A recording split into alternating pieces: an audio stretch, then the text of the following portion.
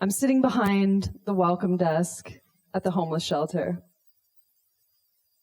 One of the men staying at the shelter runs up to me and says, "Someone's having an overdose." I grab the emergency kit, my heart pounding, already rushing with adrenaline, wondering what type of scene I was about to walk into. I run through the doors and into the room where we allow people to get high in a safe place. I had responded to many overdoses at this time, as I had been working at the homeless shelter for a few years, but this one was different. Usually, when someone is having an opioid drug overdose, they are purple, drooling, and on the ground on the verge of death. It is then my responsibility to bring them back to life. This time, however, I saw a young man who was literally looking like he was having an exorcism. He was flailing on the ground, his body contorting in weird positions. I stood in the doorway and held the naloxone needle in my hand, waiting to inject him to hopefully save his life. Looking at the man who was probably younger than me, watching his girlfriend attempt to seize him down while crying uncontrollably is permanently smeared in my brain. My biggest fear in life is to be normal. The thought of being normal just really irks me. And I couldn't fit in with society if I tried anyways.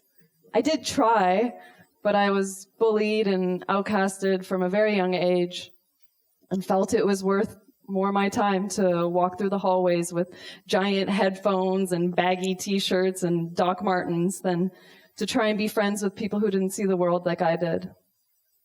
I found astrology in a Starbucks cafe and didn't think twice about the fact that I was running to the magazines on my lunch breaks.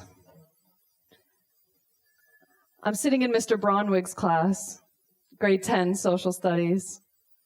Mr. Braunwig was an older man who had long, unkempt hair and always wore baggy pants.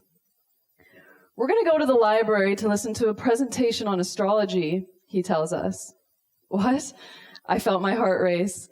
I didn't know anyone who knew the language of astrology. In fact, anytime I talked about it, I was usually ridiculed. During the presentation, I'm taking notes ferociously. I'm thinking, holy shit, this is it. This isn't entertaining. This is answers. The boys beside me are bored. The popular girl Nicole is looking at the clock. How could you not be listening? I'm thinking. You could understand the inner worlds of your crush or any of your friends or why you are the way you are. At the homeless shelter, I spend my days and nights almost stepping on used needles, calming down violent aggressors, and potentially walking in on dead bodies. Though it is confronting, I use my language of astrology to support me and the homeless clients. "Who wants to help me clean up?" I yelled to the cafeteria after I finished serving them food. I was looking out for my familiar helper, Jeff, who always wanted to help in any way he could. "I'd love to," Jeff said from across the room. After knowing him for some time, I came up to him and asked, "Are you a Virgo?" "I am a Virgo," he says. Yes! We laugh, we high-five. "Yeah. How'd you know?" he asked me. At that point, I'm 23 years old, and I had been studying astrology since that day in the library when I was 15. I had been guessing people's sun signs as if they had name tags on their shirts. "Well," I said, "Virgo rules physical service, so quite often I can identify Virgos in a simple way if they enjoy cleaning, organizing, and fixing things." "Oh," he says, "that makes me feel very useful and seen. Thank you." He keeps cleaning. There are hundreds of homeless clients at the shelter, and I may not have known their name, but I knew their sun sign.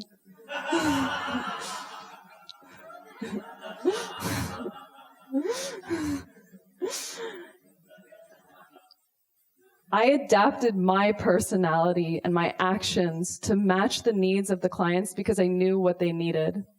For Belina, she was an Aries, a fire sign. I gave her a place to burn her anger and channel it into creativity. For Sam, he was a Cancer, a sensitive water sign. I created a safe space for him to cry.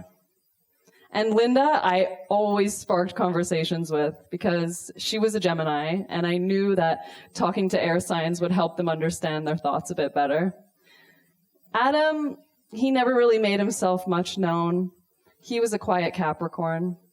I knew that earth signs never wanted to bother anyone, so I went out of my way to connect. Astrology made life make sense. It allowed me to become the best version of myself. And to those who were curious, it allowed that awakening within them too. I had seen astrology help people feel magical, valuable, and finally understood. But the world didn't agree with me. Luna, what are you talking about? Astrology isn't scientific. It doesn't even make any sense. Astrology's such bullshit.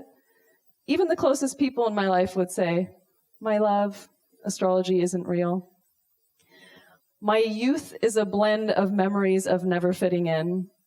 I fought hard to be different, to be myself, not just to dress or act the way I wanted to, but to think the way I wanted to claim my own spiritual truths. And my spiritual truth was astrology.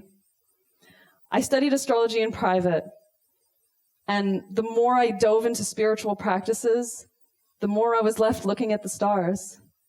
And then I saw it, and I couldn't believe it.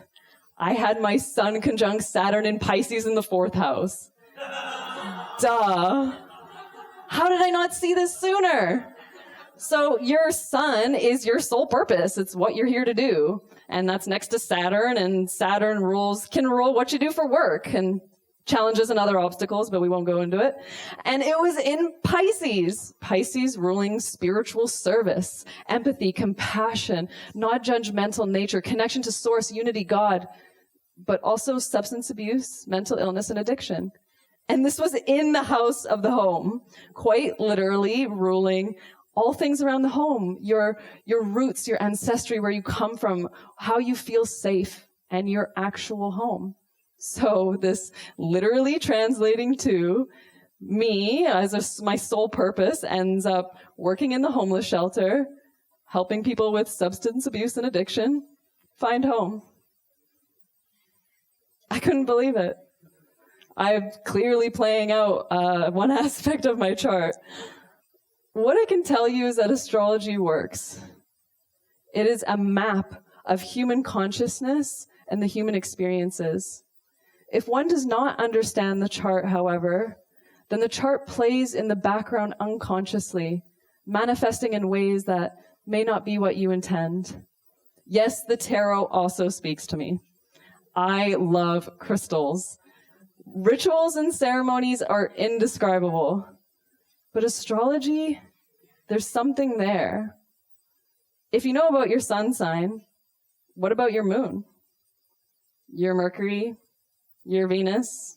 Your Mars? What about Chiron?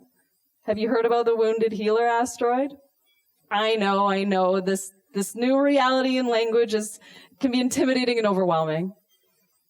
But that's why I'm here. I have been doing the same work the whole time that I was doing in the homeless shelters.